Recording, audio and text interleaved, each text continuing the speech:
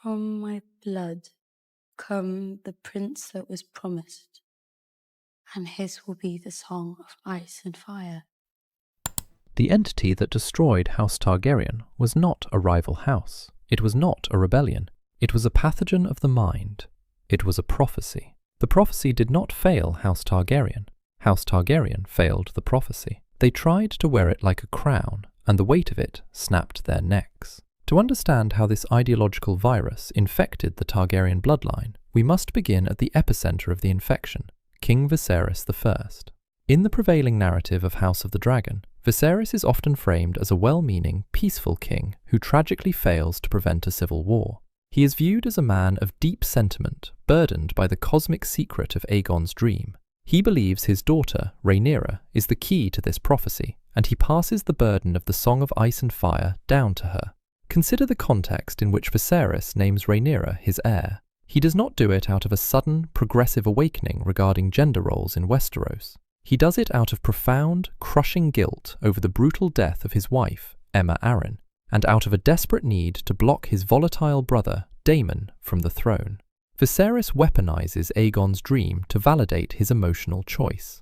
By explicitly tying Rhaenyra's ascension to the survival of the human race, Viserys constructs a psychological fortress around his own guilt. He convinces himself that Rhaenyra must be the heir, not because he failed her mother, but because destiny demands it. This is the exact moment the prophecy is poisoned. Viserys fundamentally misunderstands the scope and timeline of Aegon's dream. He falls victim to the ultimate trap of the human ego. He assumes that an ancient, mystical prophecy must be about him and his immediate children. He looks at an existential threat that is centuries away and tries to force it into the narrow, suffocating parameters of contemporary Red Keep politics. By linking the survival of the world to Rhaenyra's claim to the Iron Throne, Viserys effectively ensures that whoever challenges her is no longer just a political rival, but an enemy of humanity itself. He takes a prophecy designed to unite the realm and turns it into a mechanism for absolute, unyielding polarization. If Viserys domesticating the prophecy is the initial infection, his deathbed confession is the moment the virus goes airborne. This brings us to one of the most tragic, violently absurd moments in the entire mythos, the misunderstanding of Alicent Hightower. Viserys, in his final moments of delirium, believes he is speaking to Rhaenyra. He attempts to reaffirm the burden of Aegon's dream, the prophecy of the prince that was promised. He murmurs about Aegon, about the Song of Ice and Fire, and about the necessity of uniting the realm. But he is not speaking to Rhaenyra, he is speaking to Alicent. And this is where the epistemology of prophecy completely breaks down against the hard rocks of political reality. Alicent Hightower does not have the context of the Long Night. She has never been taught the secret history of Aegon the Conqueror. She does not know about the White Walkers, the existential threat of the North, or the mystical burden of the Targaryen bloodline. Alicent Hightower only knows one context, the Game of Thrones. She operates in a hyper-paranoid, survivalist political environment, where the succession is a zero-sum game between her children and Rhaenyra's children. Therefore, when Viserys says the name Aegon and speaks of a prince who must wear the crown to save the realm, Alicent processes this information through the only framework available to her. She applies a cosmic warning to a local factional dispute. She concludes that Viserys is talking about her son, Aegon II. This is the catastrophic crisis of translation. It is the ultimate bloody farce of feudal politics. The survival of the human species is lost in a lethal game of telephone, mistranslated by a queen mother who interprets the apocalypse as a last-minute change to a royal will. Alicent's misunderstanding is not malicious. It is the inevitable result of treating prophecy as a proprietary state secret. Because the Targaryens hoarded the knowledge of the Long Night, turning it into an exclusive heirloom passed only from monarch to heir, they guaranteed that the moment the chain of custody was broken, the knowledge would mutate into something lethal. The direct, immediate result of this mistranslated prophecy is the crowning of Aegon II. The Greens use Viserys' dying words as the ultimate moral justification for their coup. This single, agonizing misunderstanding is the spark that ignites the dance of the dragons. And here lies the most devastating irony of the entire Targaryen dynasty. Aegon the Conqueror's dream explicitly stated that the Targaryens must sit on the Iron Throne, with their dragons, to unite the realm against the coming winter. The dragons were the ultimate weapon system, the only deterrent capable of stopping the army of the dead. But because Viserys and Alicent chained the prophecy to the immediate political succession, the prophecy achieved the exact opposite of its intended purpose. Instead of uniting the realm, the belief in a chosen heir fundamentally fractured it. Instead of preserving the dragons for the long night, the Targaryens used them to slaughter each other. They took the instruments of humanity's salvation and turned them into weapons of mutual assured destruction. By the end of the dance, the realm is bleeding, the Targaryen family tree is a scorched stump, and the dragons are effectively extinct. The prophecy did not protect them. The false interpretation of the prophecy stripped them of their greatest asset, leaving Westeros entirely defenseless for the true war to come. The virus had completed its first major cycle, wiping out the dragons. But the pathogen of the prince that was promised remained dormant in the bloodline, waiting to resurface centuries later to claim its next victims. When the Targaryen dynasty is finally overthrown in Robert's rebellion, one might assume the ideological virus of Aegon's dream was eradicated with them. The dragons are gone, the Mad King is dead, and the Iron Throne is now occupied by a Baratheon whose only prophecy is a full wineskin and an early grave. But a pathogen, as deeply rooted as the prince that was promised, does not simply die when its host is destroyed. It mutates, it jumps the species barrier, it finds a new host, one who seems entirely immune to the romantic delusions of the Targaryens. It infects the ultimate political realist, Stannis Baratheon. At the outset of the War of the Five Kings, Stannis Baratheon is the supreme military commander of Westeros. He is a pure, unyielding pragmatist. He does not fight for glory, love, or historical grievance. He fights strictly for the law. He is the rightful heir to the Iron Throne by every legal metric of Westerosi succession. If Stannis had waged his war strictly within the parameters of earthly political realism, he likely would have won. He had the tactical brilliance, the naval superiority, and the ironclad legal claim. But Stannis introduces a lethal, alien variable into his command structure, Melisandre of Asshai. Melisandre brings the ancient prophecy of Azor Ahai, the prince that was promised, across the narrow sea and drapes it over Stannis' shoulders. She takes a man of rigid earthly law and tells him he is the messianic savior chosen by a fire god to defeat the encroaching darkness. Why does a hardened skeptic like Stannis accept this? Because the prophecy offers a terrifyingly seductive shortcut to hard power. Melisandre's magic, the shadow baby that assassinates Renly Baratheon, the leeches that seemingly kill Robb Stark and Joffrey Baratheon, provides Stannis with undeniable empirical results. But these results come with an epistemological poison. Stannis begins to substitute tactical arithmetic with prophetic destiny. He stops playing the Game of Thrones and starts fighting a holy war. The psychological rot of the prophecy completely destroys Stannis' strategic intellect. A military realist understands the concept of a tactical retreat. When an army is starving and frozen in a blizzard outside Winterfell, a pragmatist falls back, regroups, and preserves his forces. But Stannis cannot retreat, because if he is the prince that was promised, if destiny itself has ordained his victory to save the world, then retreating is not just a military failure, it is a cosmological impossibility. The prophecy traps him in a fatal confirmation bias. He marches his men into the snow, not because the tactical map dictates it, but because the script of his supposed destiny demands it. This brings us to the ultimate, horrifying logical extreme of believing in a false prophecy, the burning of Princess Shireen. When audiences watch Stannis burn his only child at the stake, they often view it as a sudden, out-of-character descent into madness or villainy. But it is the exact opposite of madness. It is the chilling, flawless execution of utilitarian logic, corrupted by an infinite variable. If you believe that you are fighting a normal, political war, sacrificing your daughter is an unthinkable crime. But if you have internalized the prophecy, if you truly, deeply believe that the army of the dead is coming to extinguish all human life, and that you are the sole prophesied savior who can stop them, the mathematics change completely. The prophecy weaponizes Stannis' own sense of duty against him. It takes a man who famously held Storm's End through starvation to uphold the law, and twists that unyielding endurance into the justification for the ultimate atrocity. If Stannis Baratheon illustrates the tragedy of a man crushed by the burden of prophecy, Daenerys Targaryen illustrates the absolute terror of a monarch who becomes drunk on it. Daenerys' early arc is a masterclass in building a messianic narrative. She starts as a powerless, abused exile who miraculously survives the fire and resurrects a species thought dead for a century. For Daenerys, magic is not an abstract concept whispered in the dark. It is a physical reality that she gave birth to. Consequently, Daenerys internalizes Aegon the Conqueror's dream not as a solemn duty, but as a divine birthright.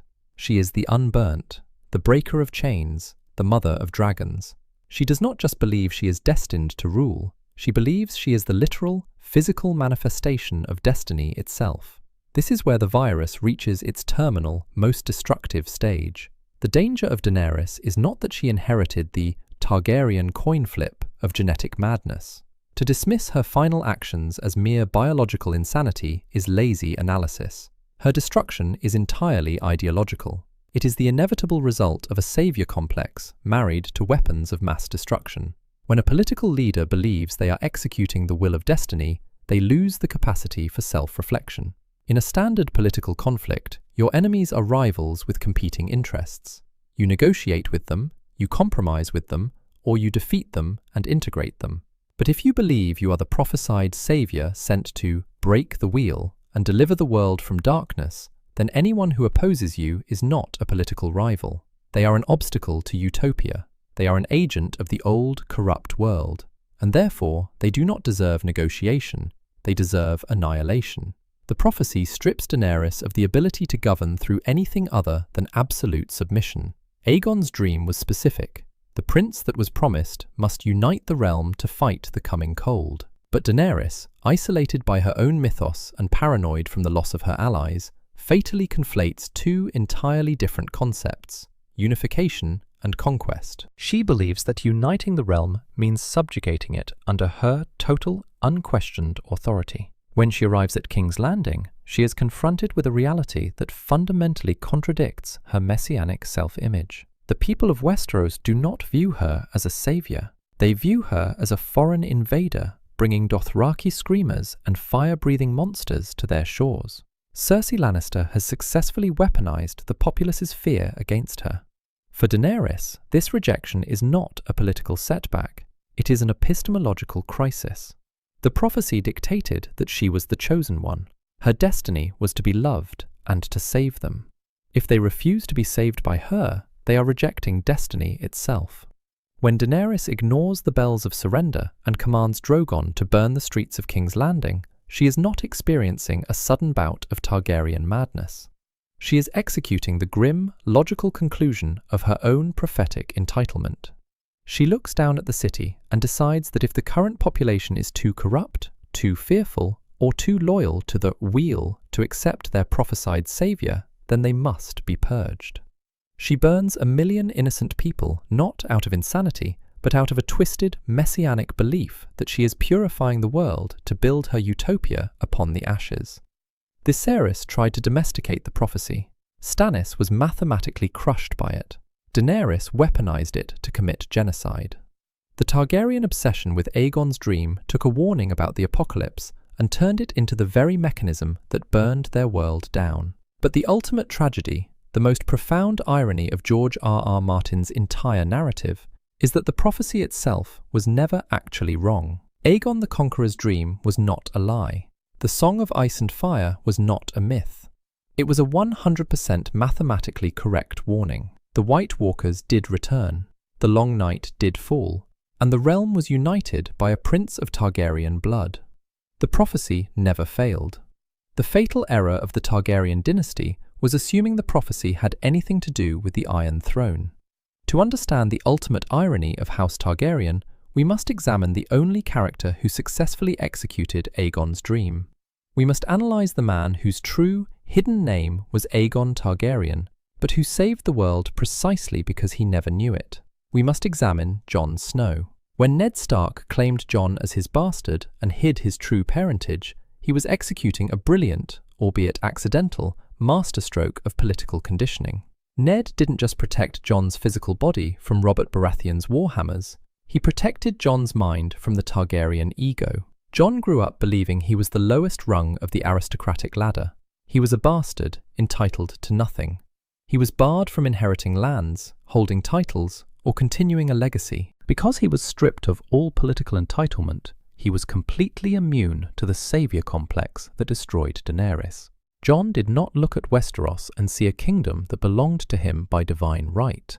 He looked at Westeros and saw a fragile ecosystem that required constant, grueling, thankless work to protect. Let us revisit the exact wording of Aegon's dream. From my blood come the prince that was promised, and his will be the song of ice and fire. For 300 years, the Targaryens believed that uniting the realm meant forcing the Seven Kingdoms to kneel before the Iron Throne. They believed unification required subjugation. Jon Snow is the only leader in the history of Westeros who achieved actual structural unification, and he did it by completely abandoning the game of politics for the cold calculus of survival. Look at the coalition Jon Snow builds to fight the Night King. He brings together the Northern Lords, the Knights of the Vale, the Night's Watch, the Unsullied, the Dothraki, and 2 fully grown dragons. But his most crucial, prophecy-fulfilling achievement is his alliance with the Free Folk. The Wildlings were the ultimate geopolitical outsiders. For thousands of years, Westerosi monarchs, including the Targaryens, viewed the Wildlings as savages to be slaughtered or ignored. But Jon recognized that the realm of men did not end at the Wall. He understood that in a war against extinction, borders are an artificial construct. Jon Snow united the continent not by conquering it, but by convincing his enemies that they shared a common executioner. He fulfilled the Song of Ice and Fire because he treated the prophecy not as a destiny to be claimed, but as a logistical nightmare to be managed. Jon Snow recognizes the throne for what it truly is, a mechanism of endless destruction. He recognizes that Daenerys has simply replaced the Night King as the apocalyptic threat to humanity. When Jon drives the dagger into Daenerys' heart, he is performing the ultimate act of anti-Targaryen statecraft. He kills the physical manifestation of Targaryen exceptionalism. He destroys the false savior. And then he walks away. Jon does not claim the crown. He accepts exile. The man who successfully executed Aegon's dream, the true prince that was promised, is banished from the very realm he saved. The tragedy of House Targaryen is not that their dragons died out, or that their bloodline thinned, or that they were betrayed by their bannermen. Their tragedy is entirely self-inflicted. Aegon the Conqueror looked into the flames and saw a truth that could have saved the world.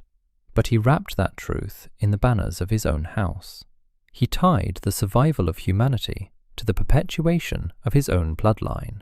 For 3 centuries, his descendants treated that prophecy as a political weapon. Viserys used it to soothe his guilt. Alicent used it to steal a crown. Stannis used it to justify infanticide. Daenerys used it to rationalize genocide. They all believed that because they carried the prophecy, the rules of morality, logic, and consequence no longer applied to them. The prophecy was real, but the moment it was treated as an entitlement rather than a burden, it became a poison. It took a Targaryen who was raised as a bastard, a man stripped of all titles, all vanity, and all delusions of grandeur, to actually do the work. Jon Snow saved Westeros because he was the only Targaryen who didn't know he was supposed to. He didn't break the wheel, he simply walked away from it, leaving the greatest dynasty in the history of the world to choke on the ashes of its own destiny.